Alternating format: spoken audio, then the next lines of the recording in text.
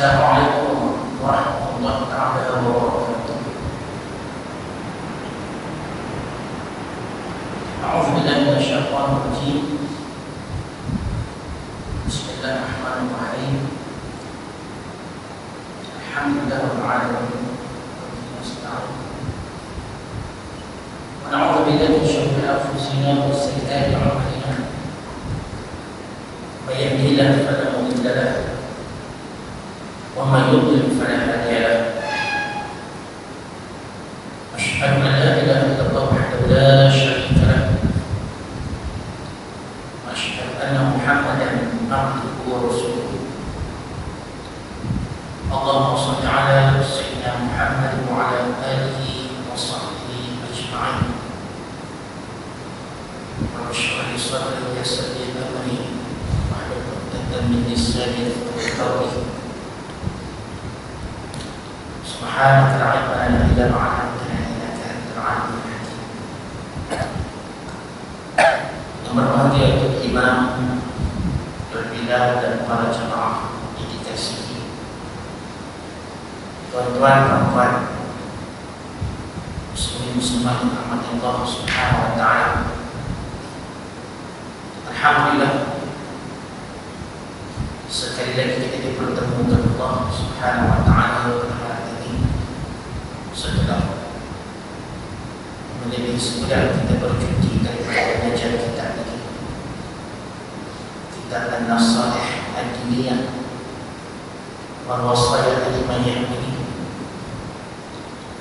dan mudah-mudahan sambungan kita berpandukan kepada kitab An-Nasaih Ad-Diniyah wal Wasaya Al-Imaniyah ini memberi manfaat kepada kita, memberi tambahan ilmu kepada kita, tambahan kesedaran, keinsafan kepada kita, tambahan keimanan dan ketakwaan kita kepada Allah Subhanahu wa taala. Para jemaah dikasihi, di bawah maudhu ma yajibu ala man wala amran min umuril mu'minin, itu perkara yang wajib yang dipertanggungjawabkan, tugas-tugas dan tanggungjawab yang diberikan tanggungjawab ini kepada mereka yang mengurus urusan kaum muslimin. Di sini kita sedang merenungi sebuah hadis Rasulullah SAW yang mana mukadimah kepada mawdu' ini telah kita dalam kisah ini, yang mana Rasulullah SAW bersabda, la yawmun min imamil adilin khairun min ibadatin sittina sanah wa haqqul muqam fil aqli haqqihi azka fiha min matari arba'ina sabahan, yang bermaksud sehari dari imam pemerintah yang adil. Maknanya pemerintah yang memerintah dengan adil, satu hari saja dia memerintah dengan cara yang adil. Lebih utama dari beribadat dengan berdoa, Masya Allah, ini fikir yang terkurniakan kepada pemerintah yang adil. Satu hari daripada pagi sampai ke malam, tuan-tuan, dia tidak melakukan penyelewengan, dia tidak melakukan rasuah, dia tidak melakukan penganiayaan, penindasan, sama ada dengan cara signature yang mana sekali itu hingga menyebabkan orang lain terhinanya, teranayanya, ataupun kata-katanya, ataupun tindakannya, kata-kata yang sama ada tuhmah atau fitnah, zalimi kepada orang yang tidak sukai, maka pada satu hari yang dia tidak berlaku penyelewengan, kezaliman, yang mana semuanya dilakukan dengan secara adil, dia memerintah dengan cara yang adil, dia menunaikan hak-hak rakyat, orang-orang bahagia, mereka yang berada di bawah dan menjawabnya. Ini yang Quran hadis ini berkata. Jadi katakan, la yaumin min imamin adilin. Satu hari saja pemerintah, ketua kerajaan yang berlaku adil, khairul ibadah istidinasan, adalah lebih baik daripada beribadah selama 60 tahun tuan-tuan. Kenapa begitu utamanya Nabi meletakkan keistimewaan ini? Jika lebih baik daripada Sayyidina Sanah ibadah Sayyidina Sanah ibadah selama 60 tahun ibadah. Sebab satu hari yang dilakukan oleh pemerintah yang adil itu menunaikan hak-hak dan tanggungjawab kepada rakyat dengan secara yang adil. Tidak berlaku penyelewengan, tidak berlaku penindasan, tidak berlaku pemberontakan harta, tidak berlaku orang yang sepatutnya mendapatkan itu dan ini dan dinafikan hak-hak dia dan sebagainya dan terlibat pemalsu. Tidak ada dalam ini. Kerana dengan satu hari dia bertindak adil, maka berapa ramai rakyat-rakyat dan mereka yang berada di bawah tanggungjawabnya itu mendapat kedudukan yang selesa, tentera dan juga aman. Tuan-tuan, Masya Allah, kita percaya. Satu hari kalau kita berada dalam keadaan aman, tentera, berada dalam keadaan keselesaan, urusan kita yang mana kita berurusan dengan pihak-pihak yang berkuasa, dengan pihak-pihak tertentu, pihak-pihak atasan, tuan-tuan, yang mana urusan kita itu berjalan lancar, tidak ada kerana birokrasi, tidak ada kerana itu dan ini, kita sesenanglah, tuan-tuan, sesenanglah, beribadah selama 60 tahun. Beribadah selama 60 tahun, hanya dia seorang saja. Dengan memerintah syariat adil, maka dia menyelesaikan, memberi keselesaan kepada jutaan rakyat. Satu hari saja. Faham di sini? Maka rakyat akan beribadah kepada Allah Subhanahu wa taala dalam keadaan yang tenang, yang selesa. Bayangkan kalaulah kita sering berfikir bagaimanakah untuk menunaikan tanggungjawab kita, menunaikan keperluan kita yang mendesak sahabat hari. Dengan itu ini tidak cukup, maka sedikit sebanyak dia akan menggugah daripada kita teman.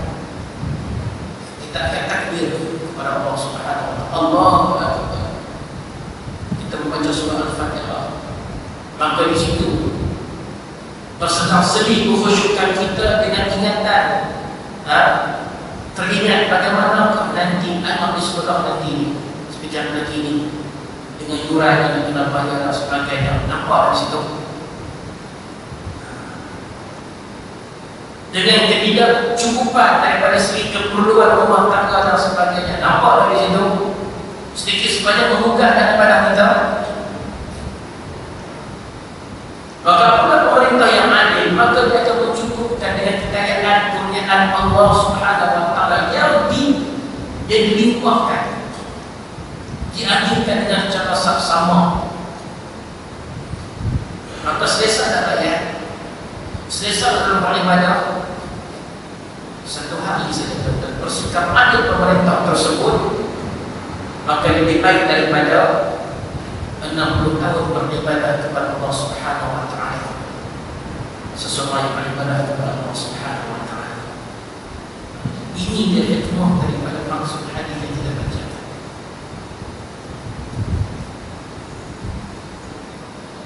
Kemudian kata Nabi lagi, wa haddul yuqamu fil ard bihaqqihi azka fiha min maqarin arba'ina sabahan. Dan satu had hukuman yang dijatuhkan ke atas sesuatu pelanggaran di muka bumi dengan jalan yang benar. Satu hukuman, sahabat hukuman itu adalah hudud, ta'zir dan sebagainya. Ditegakkan kerana Allah Subhanahu wa taala dengan kenyataan bukti-bukti yang jelas. Nampak? Dengan secara benar. Bukan dengan syarat untuk menjatuhkan seseorang tersebut. Ini kita telah pahami. Oleh kerana dia kita tak begitu suka, kita tak kenal dengan dia, maka kita mencari jalan yang elok untuk sumpah dia ke dalam penjara.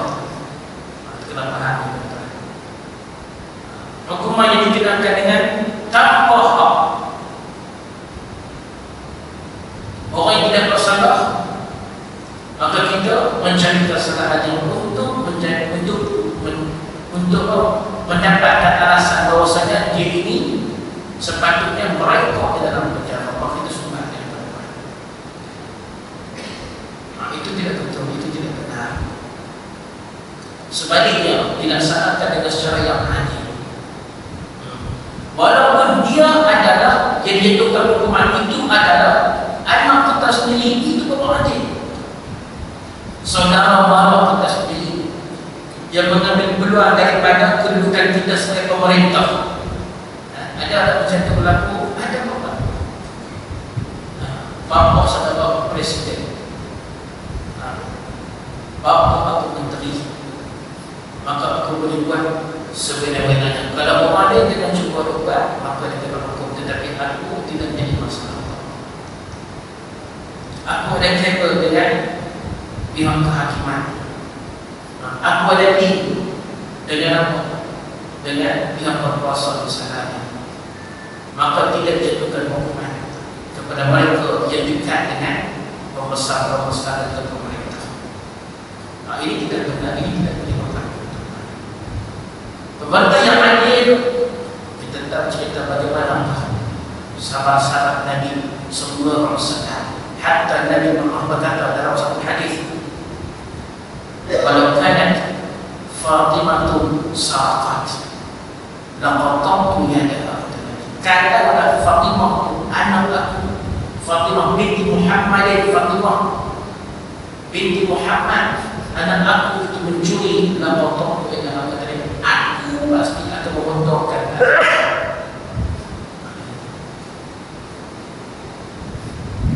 Jadi satu hukuman hudud dijatuhkan dengan secara yang benar. Dalam hadis ini menyebut asna fiha min maqali arba'ina sabrahan, lebih mensucikan bumi daripada turunnya hujan 40 pagi berturut-turut. Kita bayangkan kalau 40 pagi berturut-turut turunnya hujan, bersih udara, bersih udara kita. Maka bila kita keluar ke sana tanpa kita pasang ekor, kita buka tingkat pun tanpa sebab kita nak sejuk udara yang bersih daripada luar sana. Bumi disucikan dengan hujan. Yang mana dengan menegakkan hukum hudud ta'zir, salah satu daripada hukum Islam dengan secara yang benar menurut Al-Quran dan Sunnah, lebih baik lagi daripada 40 hari hujan, 40 pagi hujan datang turun tak betul. Itu dia keutamaan kepada pemimpin yang adil daripada hadis yang kita baca. Jadi kita dapat nilai. Kita tengok balik bagaimana keadaan kita yang macam-macam. Macam-macam punya nilai, macam-macam kerana birokrasi yang menyesatkan hidup rakyat, kehidupan kita sendiri. Kita mengalami pengalaman ini. Begitu juga dalam sebuah hadis yang lain. Warada dalam hadis yang menyebut anna imaman adil mustajabud da'wah. Bahwasanya imam pemerintah yang adil terkabul doanya. Masya Allah, Allah Ta'ala bagi kepada pemerintah yang adil, doanya mustajab, doanya diterima oleh Allah Subhanahu wa Ta'ala. Sudah menjadi pemerintah, dan biasanya kalau menjadi pemerintah ini adalah merupakan satu situasi kedudukan yang sangat-sangat terbuka. Tidak. Siapa tak mau menjadi raja, siapa tak mau menjadi sultan, siapa tak mau menjadi perdana menteri, siapa tak mau menjadi presiden. Kita jawabkan kepada kita masa kita nak kan. Kadang-kadang kita ada untuk menjawab soal terulangi. Ya, ulur kata tak mau. Tapi kalau diberi peluang, jangan lupa kami tolak awak jadi presiden. Kapan pada sehat dikirikan awak yang boleh memberi nasihat dengan kekurangan pengalaman awak yang ada sungguh tuan kita akan terima.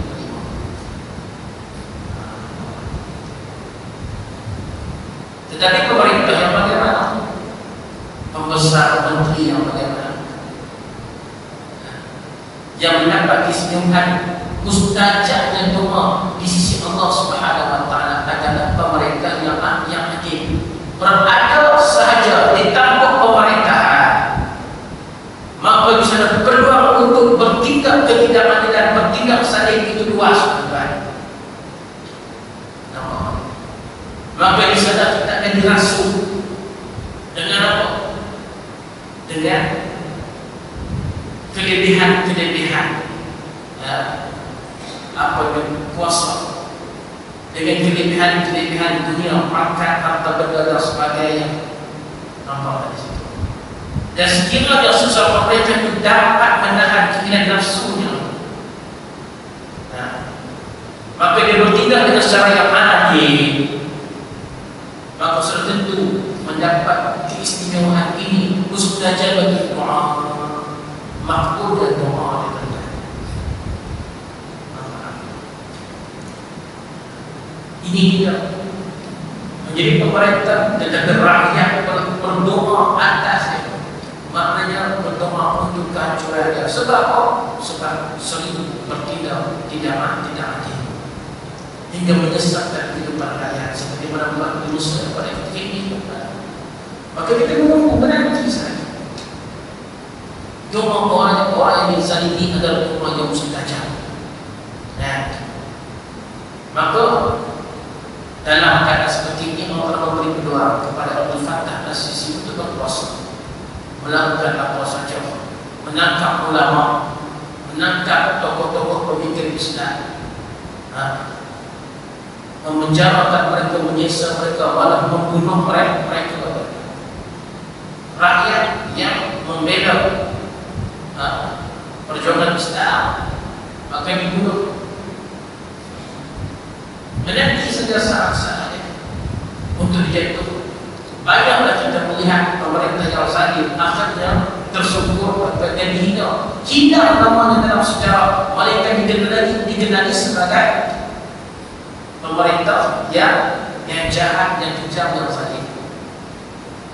Percaya atau tidak, bila kita menjadi pemerintah, mana pemerintah kalau sekiranya dia meninggal dunia, sekiranya dia dah tamat dan tempoh pemerintahannya, dia ingin namanya disematkan sebagai tokoh pemerintah yang hebat, yang agung, yang terkenal di dalam sejarah, tercatat namanya. Dia adalah pengasas kepada parti itu dan parti ini, dia adalah pengasas kepada pemerintahan empire itu dan ini. Tetapi tiba-tiba dengan ketidakadilannya itu, dengan kezalimannya itu, namun tercatat dalam sejarah, tercatat juga sebagai pemerintah yang jahat, dan tersungkur dibully terhadap seperti itu. Ini tidak ada saksikan mutakhir ini pernah di negara-negara lain. Tunggu masa saja.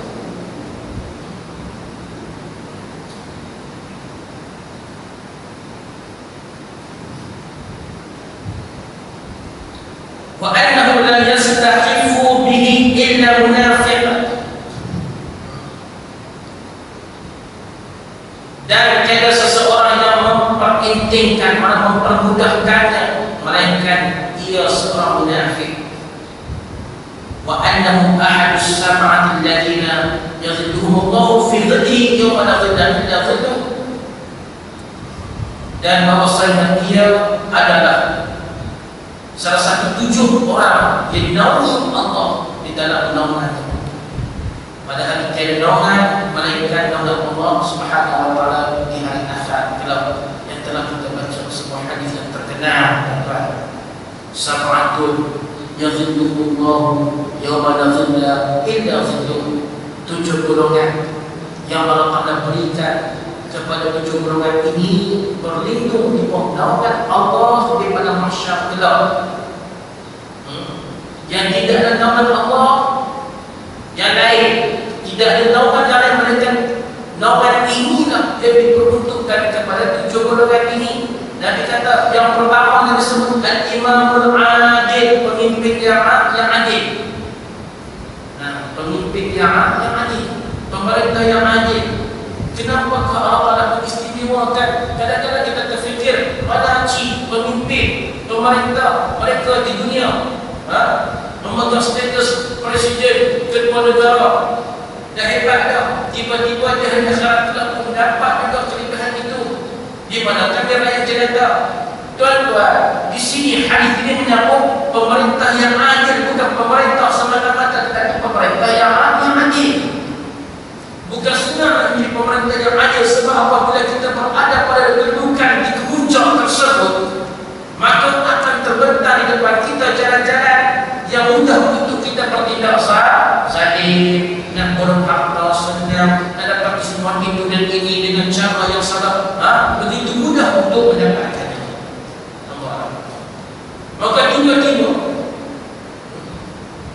dengan kebebasan pemerintah ini nak mendapatkan itu dan ini dengan cara yang tidak syar'i, dengan cara yang salah, dia menolak. Kita difahamkan bagaimana persekusi. Satu ketika dahulu, ketika dia memegang jabatan presiden Mesir selama 1 tahun dan di mana kita tahu di Mesir ini negara yang sangat terkenal dengan rasul. Tak payah kita nak masuk jabatan itu dan ini. Kalau kita pergi ke Mesir, sampai saja dekat airport kita tertipu dah. Dia tak? Dengan immigration dia kita kena tipu, benda yang tak patut dibayar kena bayar. Pakai kroni pun kena bayar, tuan-tuan. Padahal tak kena bayar pun, tetapi dia minta dekat kita. Kita pun tak mau cakap banyak, orang tak mau gaduh, kita pun bagi. Naik taksi pun nanti pun lagi, tuan-tuan. Jadi dekat airport anda sedia-sedia sampai kat destinasi, lalu diminta dengan harga yang lebih apa di situ. Belum lagi kita masuk dalam jabatan-jabatan yang lain, Masya Allah. Tetapi apabila datang pemerintahan Mursi, tuan-tuan, walaupun Mursi dia tidaklah pantau sangat, tetapi yang mana orang kata apa, penjabat-penjabat awam menjadi gentar takut. Selama setahun corruption lebih, maknanya walaupun orang laku tetapi sangat baik. Nampak keberkatan daripada pemimpin yang adil. Saya difahamkan Mursi presidennya menerima gaji hanya lebih kurang $400 saja sebulan. $400 teman, $400 dia banyak-banyak. $1 lebih kurang dengan 320 ringgit. Kalau $400 $1,000 sikit. Masya Allah. Dan banyak keistimewaan yang selama sebelum itu zaman Rasulullah dibacakan dengan begitu saja, maka dia menolak. Bukan sedang berada pada kedudukan tersebut, tetapi ternyata ujian Allah Subhanahu wa taala yang pokok munafik di dalam pemerintah, pokok yang mendukung kepada fikrah kufar di dalam pemerintah. Sebab pokok ini dia tidak jadi diam. Kerana mereka bila ada pemerintah yang adil, maka mereka lebih suka untuk nak mencari makan. Mereka suka untuk nak menyebarkan kemungkaran dan kemaksiatan. Sebab apa? Sebab terhadang dengan pemerintah yang adil seperti ini, maka mereka melakukan konspirasi untuk menjadikan proses.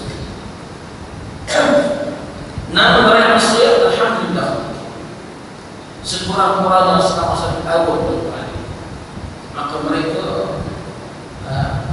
dalam banyak beberapa urusan menjadi mudah dibandingkan di zaman Rasulullah yang banyak kerana demokrasinya. Dia melihat status ni siapa ni mai dan membuat apply ni. Kalau orang biasa, orang cikai, maka tidak akan lagi ditolak pemerintah terus saja.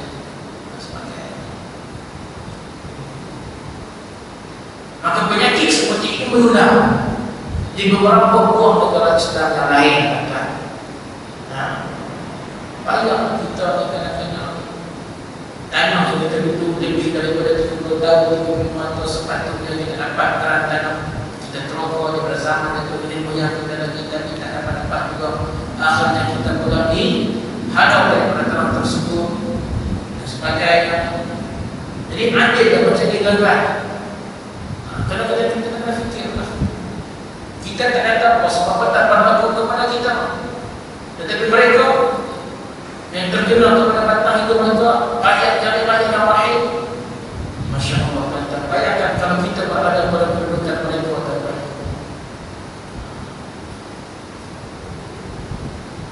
Jadi pada mahsyar pada 7 golongan ini, antara yang pertama yang disebut dan Imam Al-Adil, pemimpin yang adil,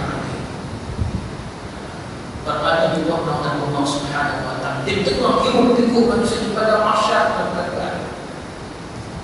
Maka pemimpin yang adil berada di bawah naungan Allah. Mereka selesa di dalam satu riwayat yang ada menyebut Quraisy malam berdasarkan pada hadis yang tadi terhadap hadis yang tadi kita baca. Yang mana mereka yang berada di bawah naungan Allah Taala ini, mereka tidak rasa gusar, tidak rasa resah, tidak rasa sedih. Di tengah-tengah pada mahsyar. Kerana apa? Kerana berada di bawah naungan Allah Subhanahu wa taala. Mereka diberi makan, diberi minum. Sedangkan manusia yang lain yang tidak berada di naungan Allah Taala itu, mereka semua lapar dan dahaga.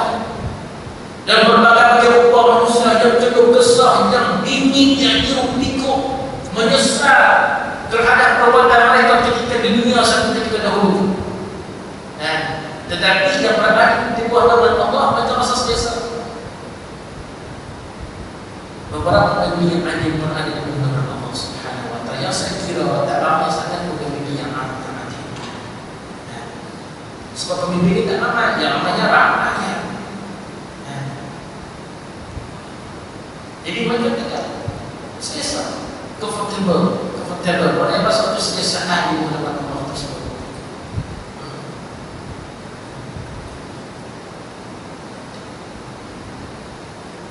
Kemudian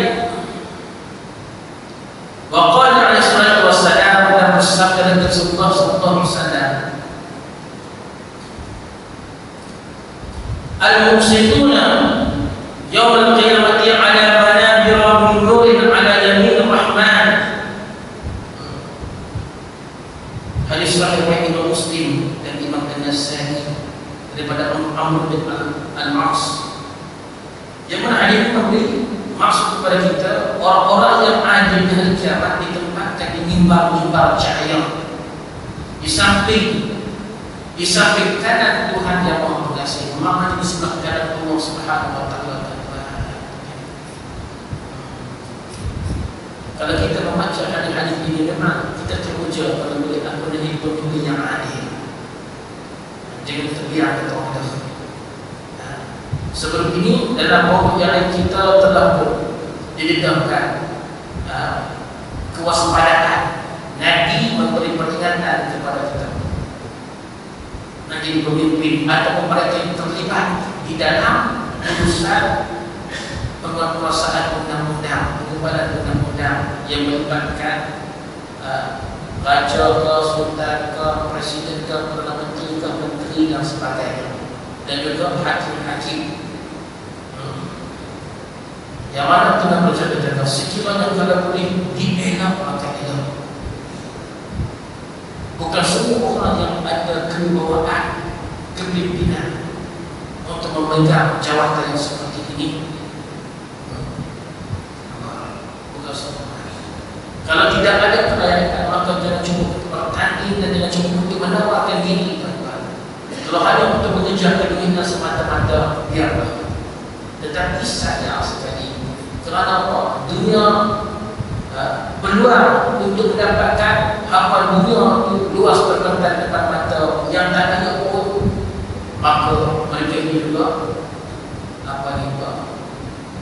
meredah jalan tersebut untuk menjadi pemimpin, untuk dipilih, untuk dijaga dan sebagainya. Sedangkan perkara yang pertama kita nak di hadapan kita ialah ketakwaan kepada Allah Subhanahu wa taala. Itu yang penting. Bila kita bertakwa, maka potensi untuk jadi pemimpin yang adil itu sangat terbentang. Kalau ketakwaan itu kita tolak tepi, maka potensi untuk mendapat apa yang dengan cara yang tidak sah, tidak halal, maka itu pula yang terbentang. Sebab itu kita dapati pada titik kehidupan apa saja jadi pemimpin-pemimpin tertentu. Maka kalau mendapat juga kekayaan dengan cara yang syar'i tidak berapa, tetapi mana yang mendapat kekayaan dengan cara tidak syar'i, tidak berhukum syara', maka mereka milik kaya dengan segi mata saja. Katanya untuk nak membela nafsu, membela rakyat, membela orang-orang yang rakyat yang baik. Tetapi sayangnya kita tengok mereka adalah membela diri mereka sendiri. Rakyat pun macam itu juga, mati dibebankan lagi dengan berbagai-bagai kebencian dan sebagainya.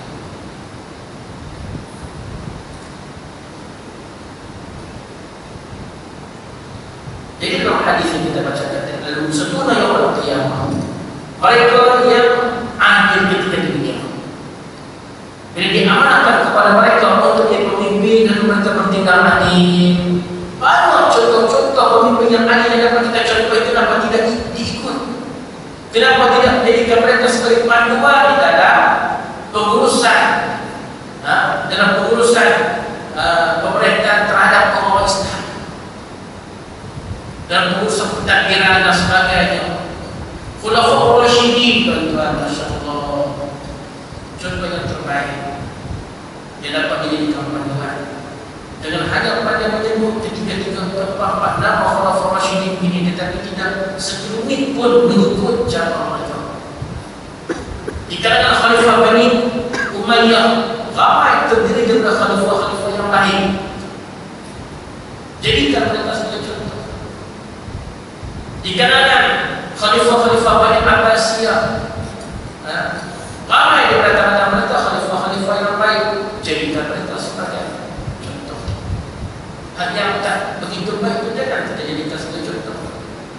Nampak? Bukan kita tidak pernah membaca sirah atau sejarah Islam. Kita membaca apabila kita lagi pemimpin, maka kita dapat ada pengetahuan tentang kepimpinan di masa Islam. Kita akan melakukan insya-Allah.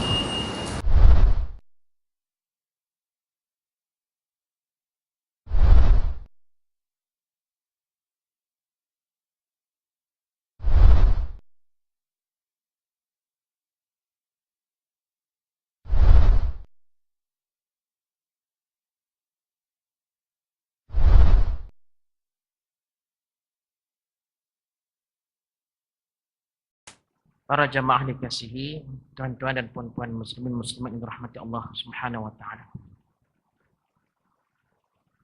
Dalam sebuah hadis Rasulullah sallallahu alaihi wasallam menyebut, yang mana hadis ini diriwayatkan oleh Imam Ahmad bin Hanbal, Imam At-Tirmidzi, Imam Ibnu Majah, Ibnu Khuzaimah, wa Ibnu Hibban di dalam sahih kedua-duanya. Kalau kita melihat kepada hadis ini, yaqulu Mustafa, Rasulullah sallallahu alaihi wasallam berkata, al-Mustafa Rasulullah sallallahu alaihi wasallam, salasatun la turaddu da'watuhum. Ini kita kena ingat betul-betul. 3 golongan yang mana Allah Ta'ala tidak menolak permintaan mereka. Mana tidak menolak doa mereka. Bila mereka mengangkat tangan menadah ke langit, memohon kepada Allah Subhanahu Wa Ta'ala, maknanya doa mereka itu dikabulkan Allah. Diterima Allah. Siapa dia golongan pertama ni? As-saim hatta yuftir. Orang yang berpuasa sampailah dia berbuka. Itu dia kelebihan orang yang berpuasa. Sebab itu ketika Ramadan baru-baru ini kita sering mendengar ustaz-ustaz, para alim ulama membaca hadis namu saimin ibadatun. Tidur orang yang berpuasa itu adalah dikira ibadah. Tidur mereka pun dikira sebagai ibadah. Kelebihan kepada mereka yang berpuasa. Wasumtuhu tasbihun. Diam orang yang berpuasa. Dia tak kata apa-apa pun dia diam. Mungkin perut lapar. Diam saja, tak ada mood nak bercakap. Maka diamnya itu tu tasbihun dikira sebagai tasbih.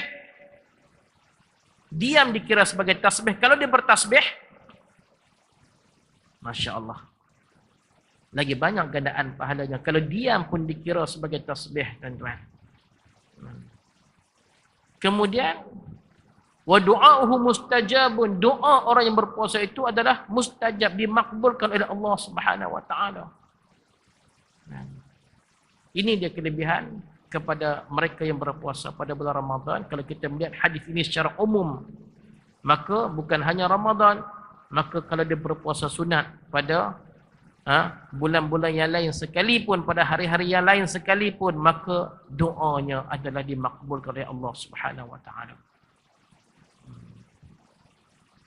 Wal imamul adil, dan kedua pula pemimpin pemerintah yang adil. Itu dah keistimewaan pemerintah yang adil. Hak adil ni yang sukar untuk dilakukan. Pemerintah ramai, pemimpin ramai. Kamu pemimpin siapa? Aku pemimpin kepada persatuan ini. Aku adalah pemimpin kepada pertubuhan ini. Aku presiden parti itu. Aku presiden kepada kelompok golongan ini dan sebagainya. Aku ketua negara. Ar-Rais, Sayyidul Rais. Sayyidul Rais ni ialah presiden ketua negara. Jadi ramailah. Pemimpin ramai. Tetapi al-adil di belakang. Al-adil itu selepas pemimpin, adil itu yang sukar. Maka sekiranya dia menepati, pemimpin itu menepati ciri-ciri keadilan, maka dia layak mendapat mustajabnya doa di sisi Allah Subhanahu Wa Ta'ala.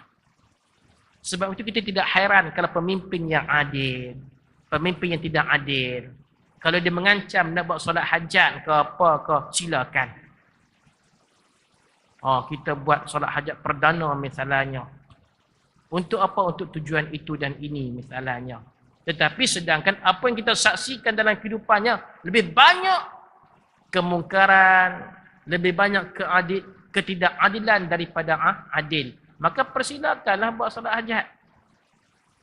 Persilakanlah bermunajat kepada Allah. Tetapi kalau kamu tidak menepati ciri-ciri adil, mana mungkin doa kamu diterima oleh Allah Subhanahu Wa Ta'ala. Ini yang kita kena faham, tuan-tuan. Kemudian apa lagi? Dalam hadis ini menyebut, wa da'watul mazlum yarfa'uha Allahu faqal ghamam.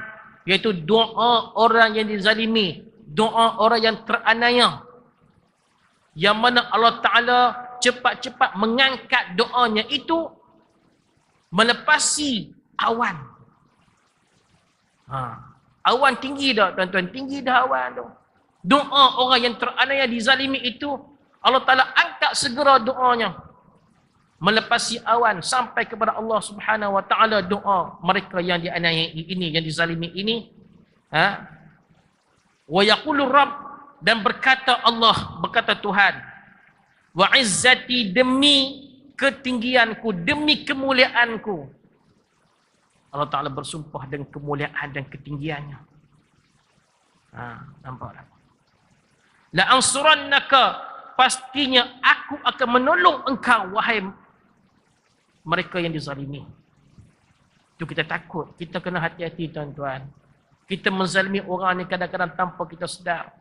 Melalui kata-kata kita, tindakan kita, signature kita dan sebagainya. Menyebabkan mereka yang terlibat itu dirampas rumah, diroboh rumah, dipenjara, dengan tanpa bukti-bukti yang kukuh dan sebagainya. Itu tindakan yang zalim. Dan doa mereka ini diangkat ke langit, melepasi awan. Allah Ta'ala wa yaqulu Rabb, dan berkata, berfirman Allah dalam hadis ini, wa izzati la ansurannak, demi ketinggian kemuliaan aku akan bantu engkau, mereka yang dizalimi. Walau ba'dahin, walaupun selepas beberapa waktu. Sama ada Allah Ta'ala akan menyegerakan hukumannya ataupun memberi tempoh tertentu kepada mereka sebagai penzalim. Sebab itu jangan kita bimbang, tuan-tuan. Kadang-kadang ada setengah orang Islam, dia kata, kita ni dah qunut nazilah dah. Untuk apa? Kemenangan mujahidin kita di Gaza, di Palestin. Kita dah lama dah qunut nazilah untuk kemenangan mujahidin kita di Afghanistan. Saudara-saudara Islam kita yang berada di bumi Syria yang dizalimi. Sahabat-sahabat kita yang belum lagi dibalas darah mereka di bumi Mesir yang terbunuh sampai ribuan. Ankara sampai Abdul Fattah Al-Sisi yang jahat itu, yang zalim itu. Lalu kita merasa seolah-olah Allah Ta'ala tidak mendengar doa-doa kita.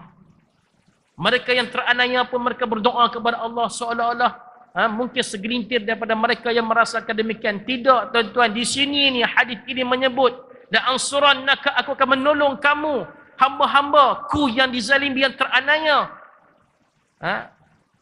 Wala ba'dahin, wala ba'dahinin, walaupun selepas beberapa waktu. Maknanya tunggu sama ada hukuman datang daripada Allah dalam waktu yang segera ataupun memberi tempoh pada waktu yang tertentu. Dan ternyata kita akan dapat melihat, tuan-tuan, bila Allah Ta'ala turunkan hukuman, maka teruk dah, sangat-sangat teruk kepada mereka penzalim-penzalim itu. Ini dia hadis yang kita baca pada malam ini. 3 buah hadis, 4 buah hadis berkenaan dengan apa? Berkenaan dengan pemimpin dan mereka yang terlibat dalam penggumbalan undang-undang. Supaya diberi perhatian kepada mereka nak menjadi orang yang tinggi dalam pemerintahan, dalam penggumbalan undang-undang, maka kena fikir banyak kali. Supaya mereka bertindak adil. Wallahu a'lam bissawab. Na'udzubillahi minasyaitonir rajim. Bismillahirrahmanirrahim. Alhamdulillahirabbil alamin. Wassalatu wassalamu ala asyrafil anbiya'i wal mursalin, sayyidina Muhammad wa ala alihi wa sahbihi ajma'in. Allahumma aghnina bil ilmi wa zidna bil hilmi, akrimna bit taqwa wa jammilna bil afiyah. Rabbana zidna ilma warzuqna fahma. Rabbana atina fid dunya hasanatan wa fil akhirati hasanatan wa qina adzaban nar. Wa sallallahu wasallam ala sayyidina Muhammad wa ala alihi wa sahbihi ajma'in. Walhamdulillahirabbil alamin. Wassalamu alaikum warahmatullahi taala wabarakatuh.